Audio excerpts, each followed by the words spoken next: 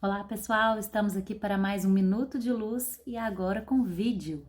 E hoje a gente veio falar aqui um pouquinho com vocês sobre o livro Os Mensageiros, dizer um pouquinho sobre a transformação do mundo, né? A gente fica olhando para o mundo com tantas dificuldades, com tantos sofrimentos, guerras, questões de saúde mental, desigualdades, tanto egoísmo, né? Que a gente vê em nós e nos outros.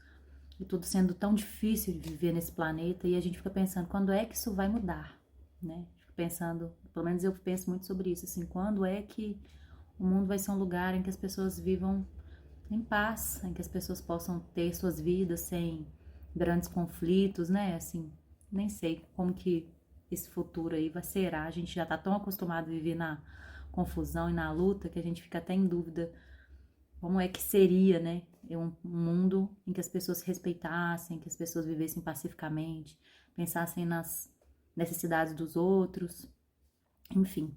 E aí eu estava lendo aqui no livro Os Mensageiros, do Chico Xavier, ditado pelo espírito de André Luiz, e ele diz que no início do livro, o livro todo, na verdade, é André Luiz passando uma semana de trabalho no Ministério da Comunicação, na cidade espiritual de Nosso Lar, mais especificamente no Centro de Mensageiros.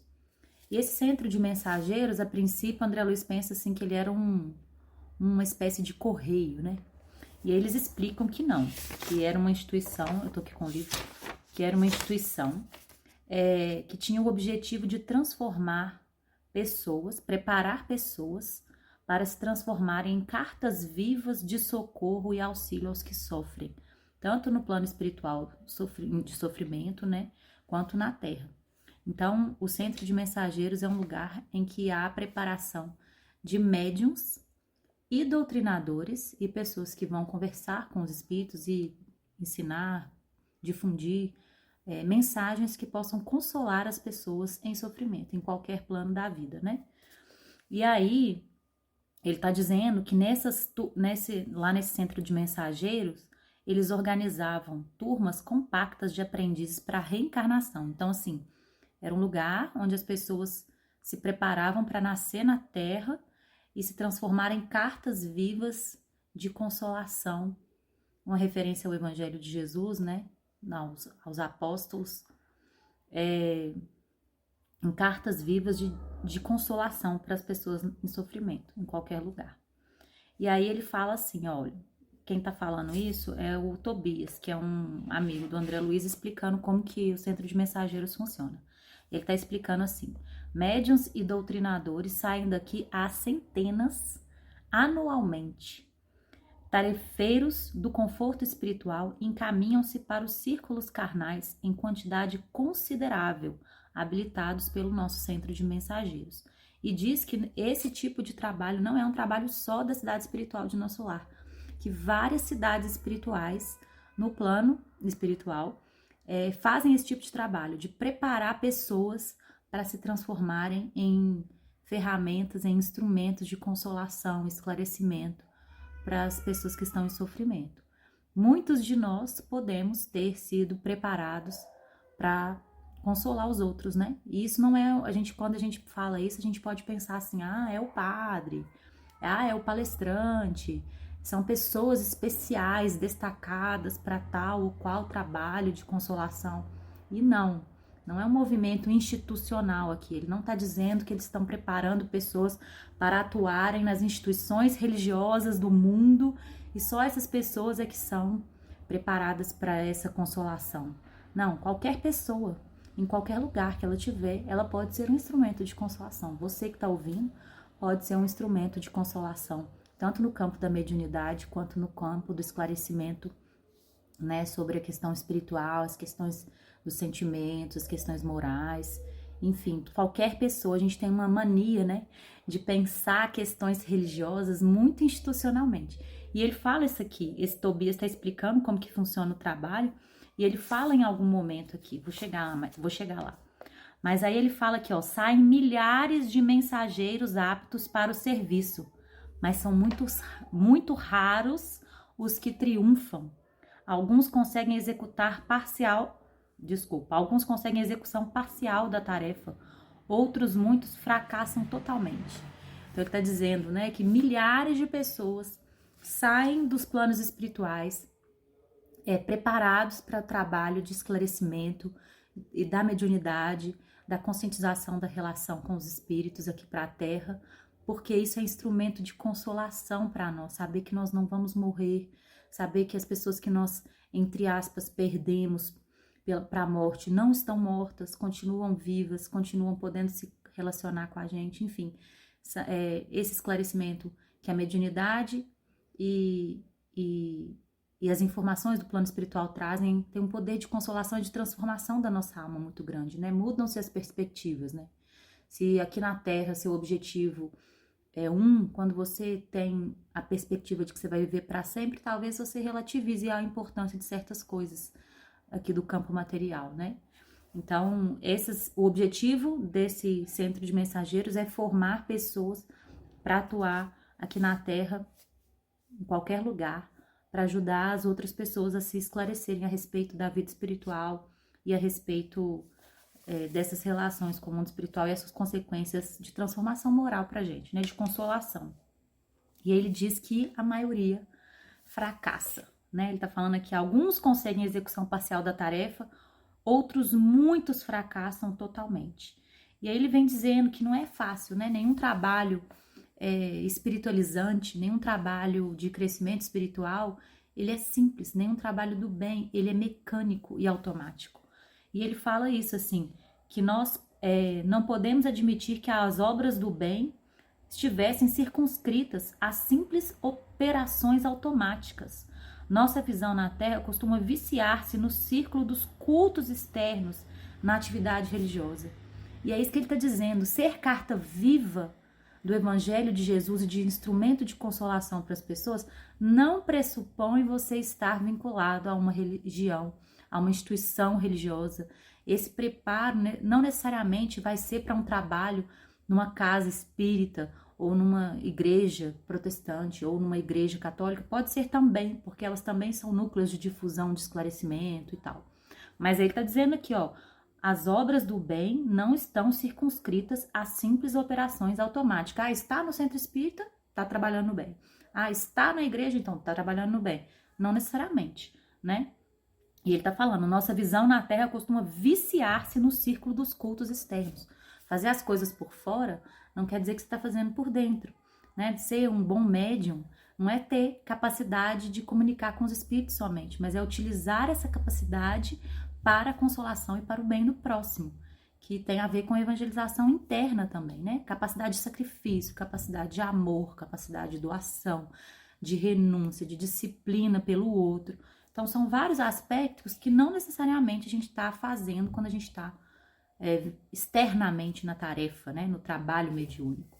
Então, é bem interessante muito importante, na verdade, essa visão de que fazer o bem não é uma questão automática, não é uma questão de culto externo, não é uma questão de religião, é uma questão de opção de vida, de esforço diário, de transformação constante da nossa alma, sempre pensando nos referenciais de moral que Jesus vivenciou e não o que nós cristãos temos dito e feito ao longo dos milênios em nome dele, né, gente? Que tem isso também, essa diferença entre o que Jesus fez e foi e aquilo que nós, seres humanos, falhos, fizemos e exemplificamos em nome dele com um entendimento, às vezes, muito errado, né, do que ele fez.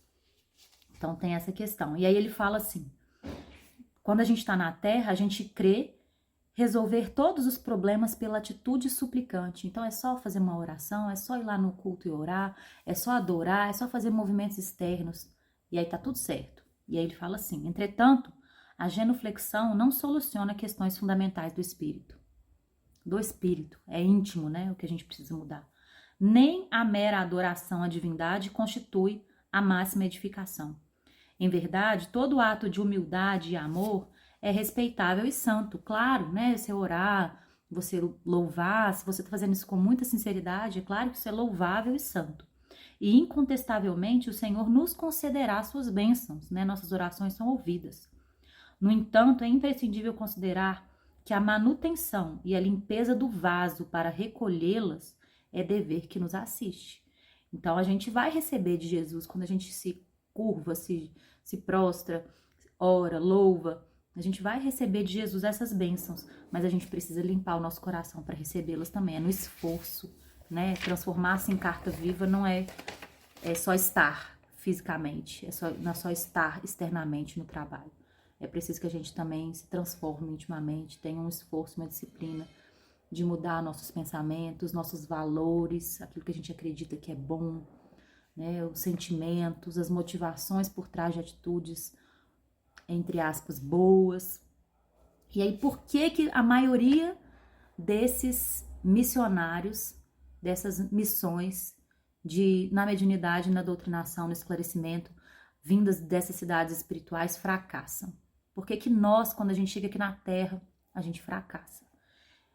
Tobias explica assim: raros triunfam, porque quase todos estamos ainda ligados a extenso pretérito de erros criminosos que nos deformam a personalidade. Em cada novo ciclo de empreendimentos carnais, acreditamos muito mais em nossas tendências inferiores do passado que nas possibilidades divinas do presente, complicando sempre o futuro. É desse modo que prosseguimos por lá, aqui na Terra, né? Ele estava de lá falando aqui, agarrados ao mal e esquecidos do bem, chegando por vezes ao disparate de interpretar dificuldades como punições, quando todo obstáculo traduz oportunidade verdadeiramente preciosa aos que já tenham olhos de ver. Então ele está falando várias coisas, está dizendo que a maioria das nossas dificuldades quando a gente chega aqui é que a gente está tão agarrado ao que a gente é e ao que a gente sempre foi em outras vidas, que a gente tem muita dificuldade de acreditar.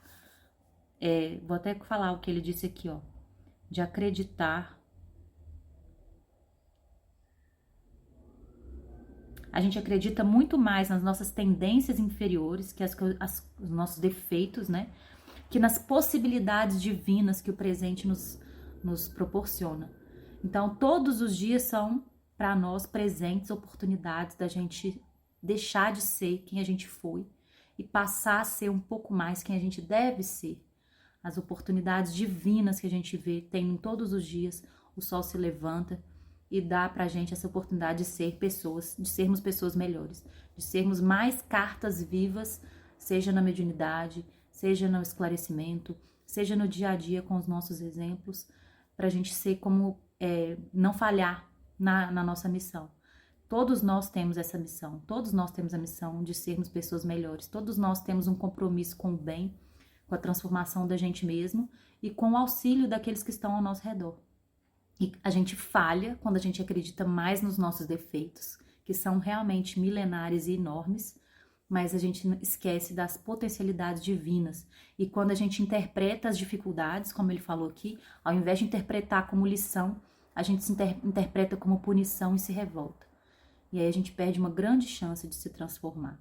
Então esse é o convite do Minuto de Luz de hoje, que todos nós que de alguma forma sentimos no coração que precisamos, seja ter uma tarefa aí na mediunidade, na realidade espiritual, assim, esse vínculo com a realidade espiritual. Todos nós que de alguma forma sentimos que precisamos exemplificar e falar, esclarecer as pessoas a respeito da vida espiritual.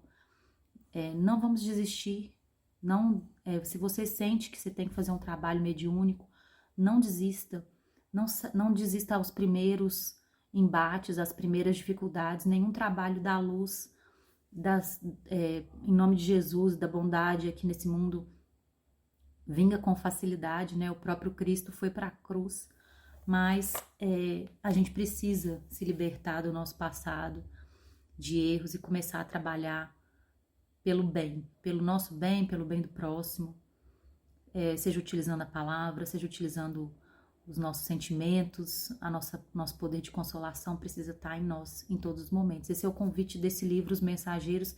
Ele conta, depois vai contar os casos, casos mais específicos, né? Nesse momento ele tá falando bem genericamente, assim, o que faz as pessoas falharem, mas nos capítulos seguintes ele começa a contar o caso de cada um, assim, qual que foi a pedra de tropeço, né? E a gente tá aqui na Terra. Agora esse vídeo está sendo gravado para pessoas encarnadas. E nós estamos aqui, a gente está com a chance com o espiritismo na mão, com o cristianismo. A gente precisa tentar entender essas coisas, libertar elas dos erros religiosos, institucionais que mancham essas mensagens tão maravilhosas de Jesus, dos Espíritos para nós, e difundir isso. Todo mundo tem essa obrigação, né, entre aspas, de entender e difundir. A gente está precisando disso para mudar o nosso mundo. O materialismo tem acabado com a nossa vida aqui na Terra, tem tornado tudo mais difícil há muito tempo. E a gente está aí com esse conhecimento maravilhoso, com um potencial maravilhoso de transformar a nossa história íntima, espiritual, e de transformar o nosso entorno também, porque gradativamente isso vai refletindo, né, no nosso entorno. Então que vocês, quem estiver ouvindo aí, possa refletir, ler esse livro Os Mensageiros é fantástico. A mediunidade do Chico é muito boa, né, muito fantástica. Tem informações muito importantes. Eu acho que são sempre muito iluminadas, assim, para nos fortalecer nessas missões que a gente sente que precisa desenvolver aqui na Terra. Que a gente não desista, que vocês não desistam e que se multipliquem os grupinhos de estudo, de conversa, formem grupos, né, com as pessoas que estiverem próximas de vocês, que tiverem interesse em conhecer sobre a espiritualidade, porque todos nós, acreditando ou não, somos espíritos, né? Porque a gente é. E a gente já viu que tem muitas evidências aí, científicas e sentimentais também, experienciais e individuais, que mostram que nós somos espíritos mesmo aqui na Terra e que a gente precisa olhar para esse lado, olhar para as leis morais que regem o universo espiritual, o mundo espiritual, e o quanto essas leis têm potencial para fazer a gente mais feliz, ter mais paz no coração, entre essas pessoas, nas relações, né? Então esse é o convite do Minuto de Luz de hoje. Espero que tenha sido um bom convite para vocês, que os Espíritos nos trazem nesses livros. E fiquem com Deus e até a próxima.